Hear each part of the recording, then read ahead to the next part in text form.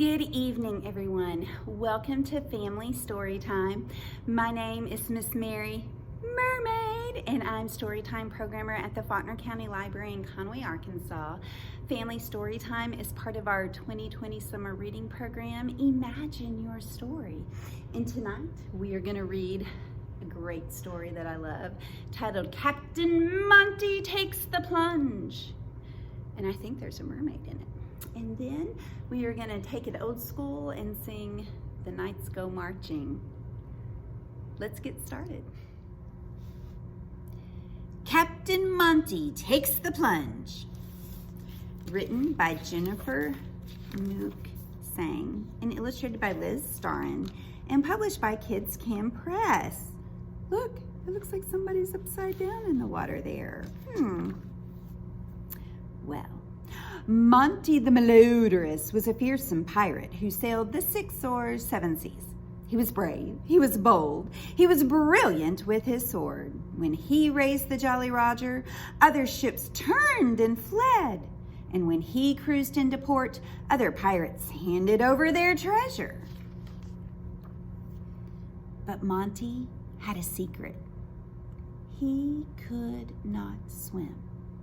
While the other pirates jumped into the ocean for their Saturday scrub, Monty stood on a cannon and bellowed, "Real pirates don't bathe, yar har har." This attitude earned him much respect and a great deal of personal space. Then one day, Monty spied Meg. She lounged in the shallows, her long hair streaming. When she lifted her ocarina to her lips and began to play, Monty's heart went ka-thunk. He tumbled head over boot heels in love.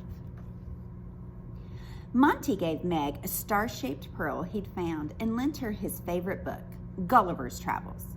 He made her laugh with his jokes and riddles. "Why did the fish cross the ocean?" repeated Meg. "To get to the other side, yar har har." "And what do sea monsters eat for dinner?" "Fish and chips," chortled Monty. Yar har har har har.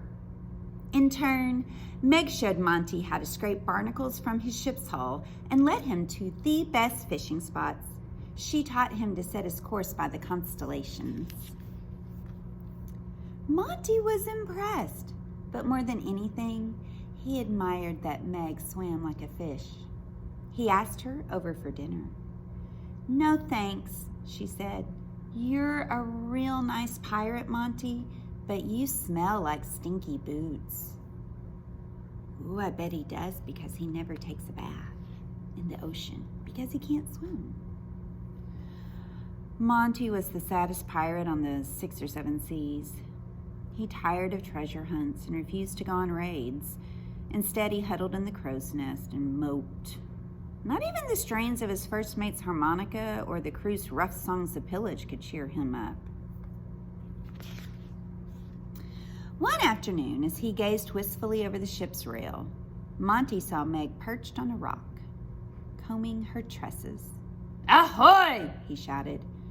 But as she turned to smile at him, a huge tentacle snaked out of the water and closed around her. Meg's eep of surprise was cut short as she vanished under the waves. Then all was still, except for the thump, thump, thump of Monty's heart. "All hands on deck!" he yelled. There was no reply. The entire crew had gone cutlass shopping ashore. Monty gathered up every bit of courage. He climbed up on the cannon and stared, trembling, into the shadowy water. Oh my goodness, what's he gonna do? What's he gonna do? What's he gonna do? He took a deep breath, held his nose close to his eyes, and jumped. Monty swam like a stone, plummeting through the cold water. He opened his eyes and kicked out his feet, right on top of the octopus's head. The creature looked up and coiled a tentacle around Monty's waist. Monty reached for his sword. Another tentacle slithered over his shoulder and swiped the blade away. Monty's heart sank to the bottom of his stinky, waterlogged boots. What kind of pirate couldn't defeat an octopus. The creature tossed its head back in glee. Aha, thought Monty. He gritted his teeth and curled his fingers. Then he reached out and planted his fingers right in the octopus's middle. He gave it a mighty tickle. The octopus doubled over, helplessly waving his tentacles. Meg joined in, and they didn't stop tickling until the octopus let go and whooshed itself away in a cloud of ink. Meg did a happy backflip, then swam after Monty, who was flailing his way to the ocean floor. She threw her arms around him and gave him a humongous squeeze. Monty lost the last of his breath in a fizz of bubbles and fainted. He awoke on the shore with Meg by his side.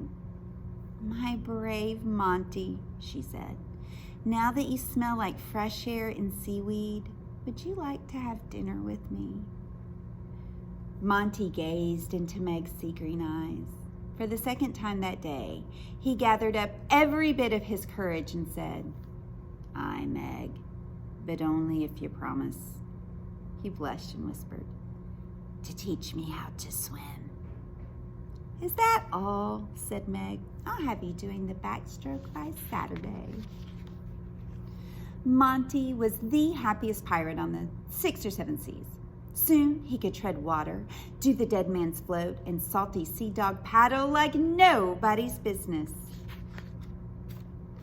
And every Saturday before dinner with Meg, he leaped off the ship's rail into the ocean shouting, "Yar, har, har, real pirates don't just bathe, they cannonball!" Splash! And that's the end of Captain Monty Takes the Plunge. Okay, tonight our song is old school. Instead of the ants go marching, we are gonna do the knights go marching, okay? So make sure you got some room to move around. And I'm gonna put my knights as we count them up here on the board, all right? So here's our first knight, and we're gonna go, the knights go marching one by one, hurrah, hurrah. The knights go marching one by one, hurrah, hurrah. The knights go marching one by one. They stop and stand to see the sun, and they all go marching down to the cave to capture the dragon.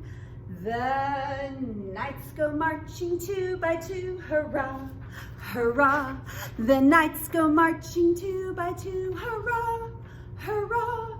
The knights go marching 2 by 2. They stop to see everything new, and they all go marching down to the cave to capture the dragon.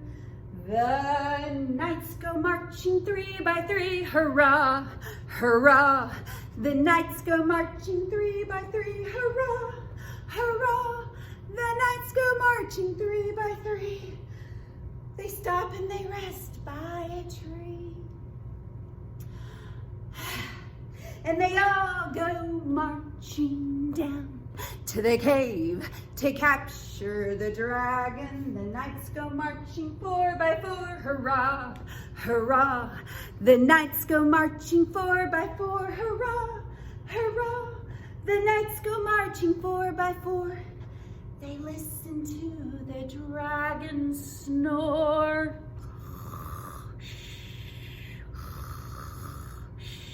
And they all go marching down to the cave to capture the dragon. The knights go marching 5 by 5, hurrah, hurrah. The knights go marching 5 by 5, hurrah, hurrah. The knights go marching 5 by 5. They see the dragon and it's alive.